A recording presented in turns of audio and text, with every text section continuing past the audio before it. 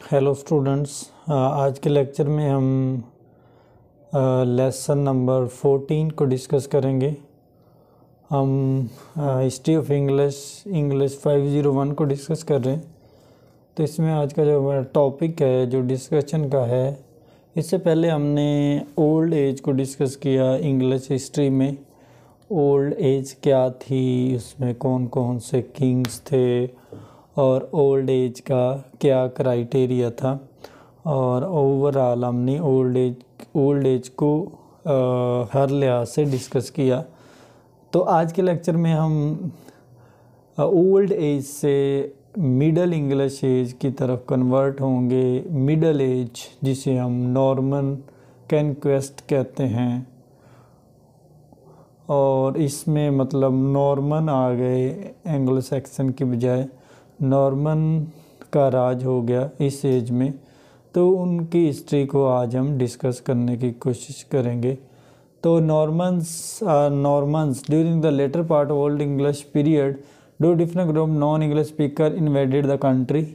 Both groups were Scandinavian in origin, old Norse and old French who were there. The origin is discussed. What is the Norman conquest and what is the influence on English language? What would the language have been like if William the Conqueror had not succeeded in making good his calm? It would have pursued much the same course as the other Germanic languages, retaining perhaps more of an inflection and preserving and predominantly German vocabulary. It is also discussed. मतलब इसमें बताना चाह रहा है कि Norman की conquest होगी, Norman का राज हो गया, नॉर्मन लोग इसमें आ गए इंग्लिश हिस्ट्री में, और नॉर्मन के आने की वजह से ये डिफरेंट सोसाइटी, डिफरेंट लोग, डिफरेंट एरा, और ये सारी चीज़ें ओल्ड इंग्लिश से नॉर्मन एज में कन्वर्ट होंगी। तो इसमें कौन कौन से किंग्स थे उनको हम डिस्कस करने की कोशिश करेंगे। ओरिजिन ऑफ नॉर्मैंडे और नॉर्मन सेटलमेंट।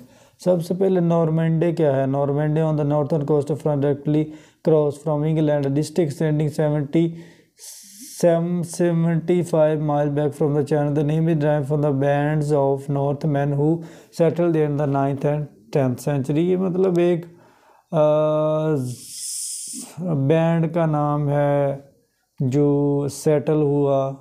तो मतलब नॉर्मन में ही नॉर्मंडे का ही अमल दखल है।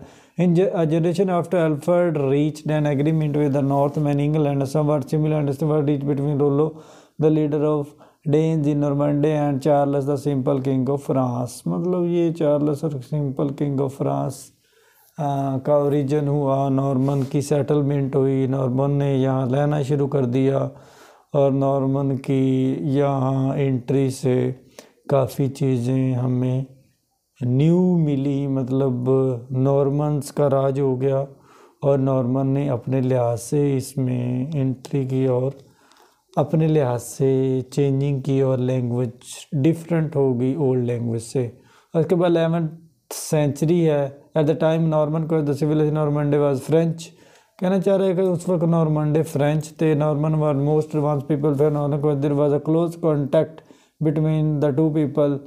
एथरलेड married a Norman wife and during exile took refuge at dog. His son Edward brought up in France and more French than English. मतलब इसमें दौर में फ्रांस का राज हुआ, उन्होंने फ्रेंच को ज़्यादा तरजीह दी बजाय इंग्लिश के। तो इसलिए मतलब इसमें इंग्लिश से ज़्यादा फ्रांस का राज रहा, फ्रेंच का राज रहा।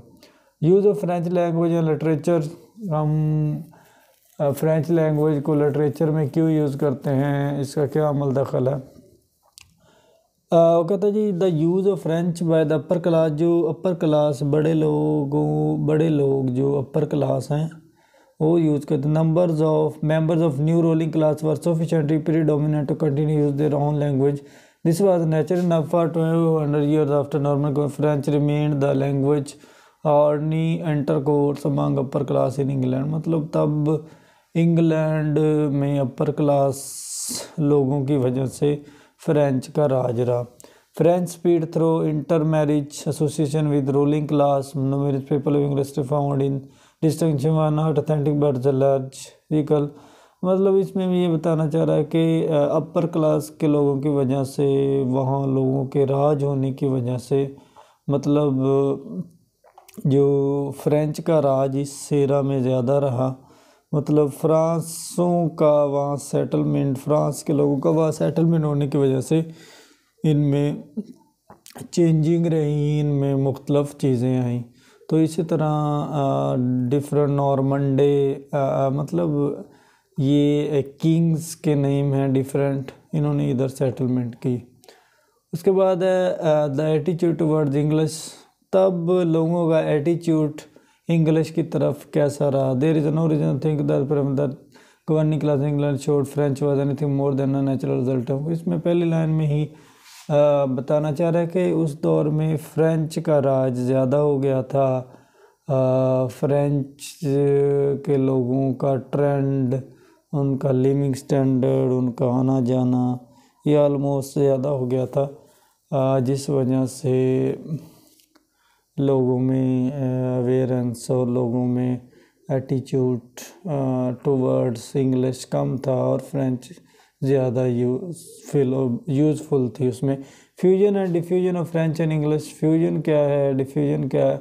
इन the year following Norman conquest the sitting और defeat and hardship incident so great political and social response they were gradually for people expected the new order as something abolished, they expected the fact and justice themselves to the fusion Norman English was rapid but not more rapid than national interest when a distinction its own come to between English meaning all people of England and the French meaning it's the inhabitants of France। the early fusion of French English in English quite clear for variety of evidence। for instance one of the example marriages of Norman to English women. तो इसमें ये main चीज़ बताना ये चाह रहा है कि उधर के लोगों ने, नॉर्मन्स ने, जो फ्रेंच में उनका ज़्यादा रोब था, फ्रेंच में ज़्यादा लिंक था, उन्होंने इंग्लिश वेमेन से शादियां करनी शुरू कर दी, जिसकी वजह से फ्रेंच इंग्लिश में कन्वर्ट होना शुरू हो गई।